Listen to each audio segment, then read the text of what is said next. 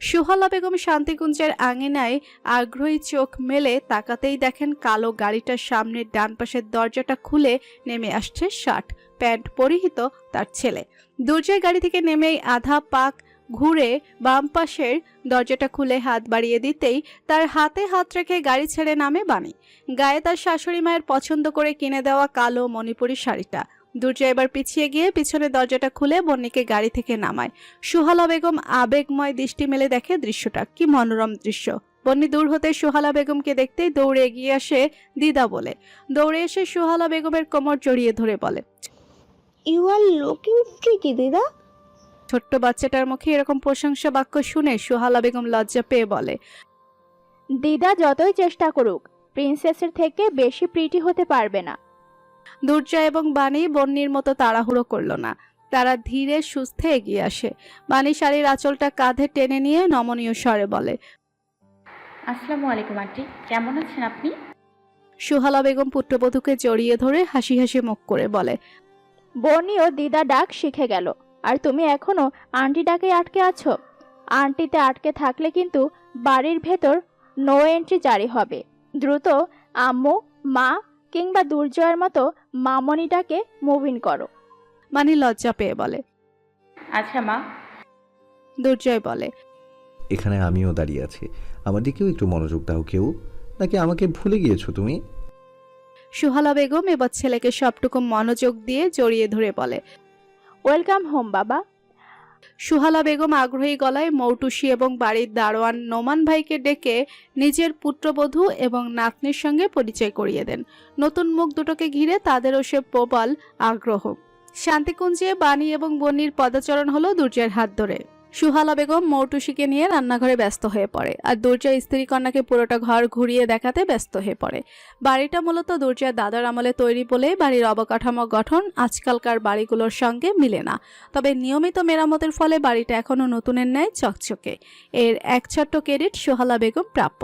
তিনি যদি জনমানবশূন্য বাড়িটায় কোনো অভিযোগহীন থেকে অতি ভালোবাসা দিয়ে এই বাড়িটার যত্ন না নিত, তবে বাড়িটার অবস্থা আজ পরিত্যক্তের ন্যায় হতো। বাড়ির নিচতলাটা বিশাল লিভিং রুম, ডাইনিং এরিয়া, একটা বেডরুম যেখানে মৌটিসি থাকে এবং রান্নাঘর মিলিয়ে সুসজ্জিত।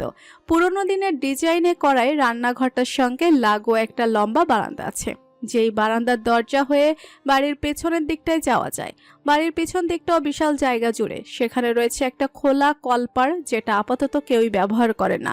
তাছাড়া রয়েছে চতুর্ভুজাকৃতির একটা মোটামুটি সাইজের পুকুর।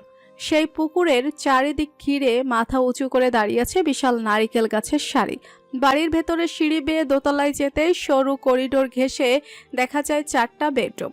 দুর্জয় একে একে বেডরুমগুলো কার কোনটা বলতে থাকে। বাম দিক থেকে শুরু করে প্রথম রুমটা দুর্জয়ের মরহুম দাদা দাদুর, দ্বিতীয় রুমটা হলো দুর্জয়ের ফুপ্পির, তৃতীয় রুমটা এককালে দুর্জয়ের মামনি বাবার রুম থাকলেও বর্তমানে সেখানে কেবল দুর্জয়ের মামনি একাই থাকে। চতুর্থ এবং শেষ রুমটা হলো দুর্জয়ের। রুমের দরজা ঠেলে ভেতরে প্রবেশ করতেই দুর্জয় দ্রুত এগিয়ে গিয়ে সবার আগে বারান্দার দরজার সামনে ঝুলন্ত পর্দাগুলো টেনে সরিয়ে দিয়ে সম্পূর্ণ দরজা খুলে দেয়। মুহূর্তেই আলো এবং দক্ষিণা মৃদু বাতাসে রুমটা কানাই কানাই হয়ে যায়। দুর্জয় ঘাড় ঘুরিয়ে বাণী এবং বন্নির দিকে তাকায়, যারা আগ্রহ ভরা নয়নে রুমের দরজার বাহিরে দাঁড়িয়ে আছে।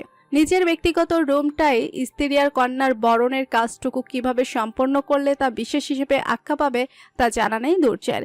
তার মন চাইলেও জীবনের গুরুত্বপূর্ণ এই মানুষ দুটোর জন্য মখমলের কার্পেটের বদলে নিজের বুকটা বিছিয়ে দিতে।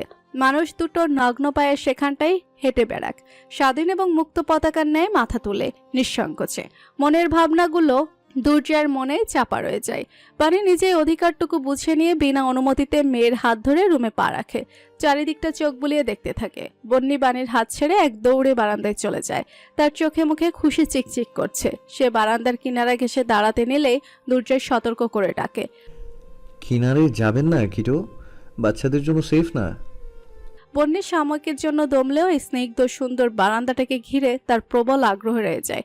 আচমকা উন্মুক্ত দরজায় নকের শব্দ শুনতে 3 জোড়া চোখ ফিরে তাকায়। বাড়ির দারোয়ান নোমান ভাই দরজার লাগেজ দুটো হাতে দরজার সামনে দাঁড়িয়ে হাসি মুখে বলে, রুমের সামনে রেখে দিয়ে যাব আব্বা। দুর্জয় এগিয়ে গিয়ে ব্যস্ত স্বরে বলে, আরে নোমান ভাই, আপনি লাগেজ আনতে গেলেন কেন? আমি নিয়ে আসতাম তো। এই ভারী ব্যাগ দুটো বয়ে দোতলায় নিয়ে এসেছেন। আপনার হাঁটুর ব্যথাটা নিয়ে বিন্দুমাত্র চিন্তা নেই দেখছি। বয়স্ক লোকটা ফোকলা হেসে বলে। বাড়িতে নতুন সদস্য এসেছে, এসব হাঁটুর ব্যথা নিজ থেকেই সেরে যাবে এখন। বন্যি এগিয়ে এসে দুর্জয়ের হাত ধরে প্রশ্ন করে। আমি দিদার কাছে যাই মেজর? নোমান ভাই বলে। আসো আসো দাদু ভাই, আমি নিচে যাব, তোমাকে রান্নাঘরে দাদির কাছে নিয়ে যাব, চলো। বন্যি উৎফুল্ল হয়ে লোকটার হাত ধরে বলে। লেটস গো নোমান ভাই। বন্যির সম্বোধনে বাণী বেশ লজ্জায় পড়ে যায় আর দুর্জয় মুখ টিপে হাসতে থাকে। বন্যি নোমান ভাইয়ের সঙ্গে নিচে চলে যেতে বাণী অবাক গলায় প্রশ্ন করে। তুমি ওই আঙ্কেলকে ভাই বলে কেন ডাকছিলে? দুর্জয় এবার সামান্য হেসে বলে। আসলে উনি অনেক আগে থেকে আমার বাসায় আছেন, বলতে গেলে খুবই বিশ্বস্ত। ছোটবেলা থেকেই দেখে আসছি ওনাকে। তো মামুনি আর বাবা সবসময় ওনাকে নোমান ভাই রাখতো, তো আমিও ওনাদের অনুসরণ করে নোমান ভাই বলেই ডাকতাম। অবুঝ ছিলাম তখন, বড় হয়ে বুঝতে শেখার পরও অভ্যাসটা বদলাতে পারিনি, তাই নোমান ভাই বলি। বাণী প্রথমে অবাক হলেও পর মুহূর্তে হেসে অবচেতন মনে বলে ওঠে। বাপের অনুমান ভাই, মেয়ের অনুমান ভাই। কথাটুকু উচ্চারণ করে বাণীর হুঁশ ফিরে এক মুহূর্ত দুর্জয়কে দেখে নিয়ে চরম অস্বস্তি নিয়ে বারান্দায় চলে যায়। বেলাগাম মুখটা অসময়ে কি অদ্ভুত কথা বলে বসলো। দুর্জয়ের বারান্দাটা থেকে বাড়ির পেছন দিকে দৃশ্যটা স্পষ্ট দেখা যাচ্ছিল। রেলিং ঘেঁষে দাঁড়িয়ে থাকা বাণীর চোখ তখন পুকুরের সবুজ রঙা স্থির জলের দিকে নিবদ্ধ। বাণীর ধ্যানের মাঝে তার বা পাশটা এসে কেউ জায়গা দখল করে রেলিং ঘেঁষে দাঁড়ায়। নিবিড় দৃষ্টি শান্ত পুকুরে স্থির করে বেশ অনেকটা সময় নিয়ে বলে ওঠে। বন্দিকে আমি যতই ভালোবাসি না কেন, ওর শরীরে আমার রক্ত নেই, এই সত্যটা তুমি কখনো ভুলতে পারবে না, তাই না? দুর্জয় সে প্রশ্নের কোনো প্রত্যুত্তর করে না বাণী। দুর্জয় উত্তরের অপেক্ষাও করে না। সে জানে এই সত্যটা বাণী কখনোই ভুলতে পারবে না, ভুলে যাওয়া সম্ভব নয়।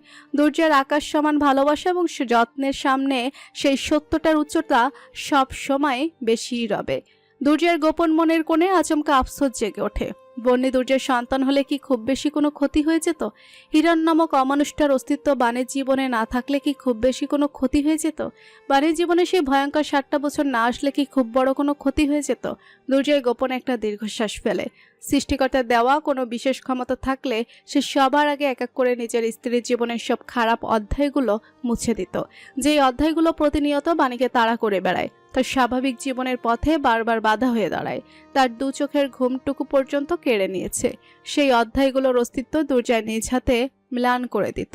দুপুরের খাওয়া দাওয়ার অধ্যায় সেরেই দুর্জয় সময় অপচয় না করে বিকেল হতেই চলে যায় এলাকার পরিচিত মসজিদটায়। আসরের নামাজ সেরে ইমাম সাহেবের সঙ্গে একান্তে কথা বলতে বসে সে। সার সংক্ষেপে বেশ অনেকটা ইমাম সাহেবকে বুঝিয়ে সে জানতে চায়, হুজুর, আমি জানতে চাচ্ছিলাম যে আমার মেয়ের কি আগিকা দিয়ে তার নামের সঙ্গে আমার পদবি জুড়ে দেওয়া সম্ভব? বয়স্ক নুরানি চেহারার লোকটা আতকে উঠে বলেন। আস্তাক ফিরুল্লাহ, তা কখনো সম্ভব না।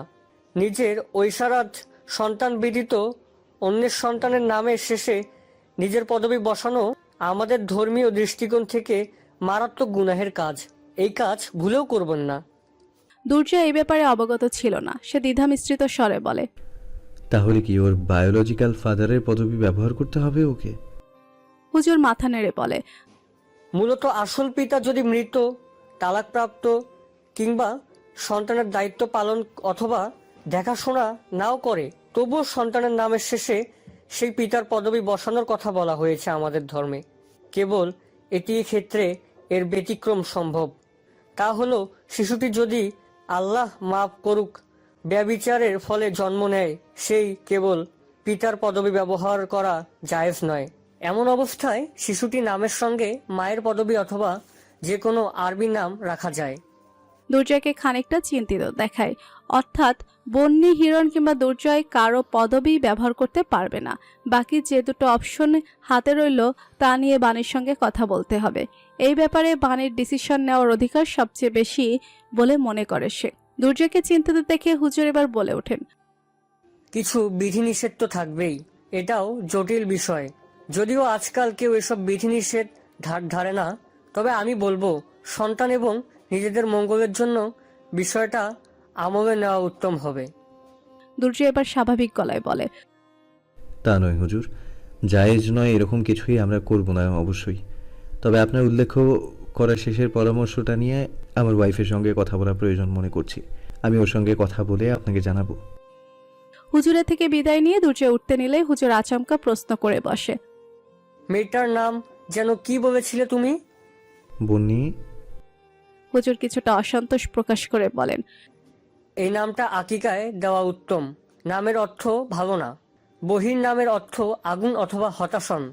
মেয়ের জন্য ভালো অর্থবহ আরবি নাম খুঁজুন। মনে রাখবেন, নামের অর্থ কিন্তু একটা মানুষের জীবনেও প্রভাব ফেলে বেশ। শরীরটা ম্যাড়মেড়ে লাগায় এই শীতের বিকেলে বানি গোসল করতে ঢুকেছে। গরম পানির ছোঁয়ায় যখন একটা কুইক শাওয়ার নিতে ব্যস্ত সে, ঠিক সেই মুহূর্তে আচমকা তার বুক কেমন কামড়ে ওঠে। গোসল ছেড়ে মিনিট দুয়েক বানি স্তব্ধ হয়ে দাঁড়িয়ে রইল। আচমকা এরকম অনুভব করার কারণটা সে বুঝতে পারল না। কোনো মতে নিজেকে ধাতস্থ করে দ্রুত গোসলটা সেরে ফেলে সে। বাসায় পরিধেয়যোগ্য একটা আরামদায়ক সিল্ক বাটিকের শাড়ি কোনো মতে গায়ে পেঁচিয়ে সে টাওয়াল হাতে ওয়াশরুম থেকে বেরিয়ে আসে। রুমে পা রাখতেই তার চোখ গিয়ে পড়ে খালি বিছানাটার দিকে। বানের ভুরুজোড়া কুচকে আসে। সে সঙ্গে সঙ্গে নিজের জায়গায় দাঁড়িয়ে থেকে বারান্দা সহ সম্পূর্ণ রুমে চোখ বোলায়। বন্নি কোথায়? গোসলে যাওয়ার আগেই তো মেয়েটাকে ঘুম পাড়িয়ে রেখে বাথরুমে গেল সে। সুহালা বেগমের কাছে গেল নাকি? প্রশ্নটা মনে উকিয়ে দিতে বানি টাওয়ালটা রেখে রুম থেকে বেরিয়ে যেতে নেয়। দরজার কাছেই দুর্জয়ের মুখোমুখি হয় সে। দুর্জয়কে কিছু বলার সুযোগ না দিয়ে আগ্রহী গলায় জানতে চায়। বন্নিকে নিচে দেখেছো? দুর্জয় অবাক হয়। না তো, কোথায় ও? গোসলে যাওয়ার আগে তো রুমে ঘুম পাড়িয়ে গিয়েছিলাম। গোসল থেকে বের হয়ে দেখি রুমে নেই। ঘুমের ভং ধরে আমাকে ফাঁকি দিয়েছে এই মেয়ে। দুর্জয় বলে। আমি এদিকটা চেক করছি, তুমি একটু নিচে গিয়ে দেখো মামুনি কিংবা মৌটুসির কাছে গেল নাকি। বানির মাথা নেড়ে নিচে চলে যায়। দুর্জয় এক এক করে সম্পূর্ণ দোতলাটা খুঁজে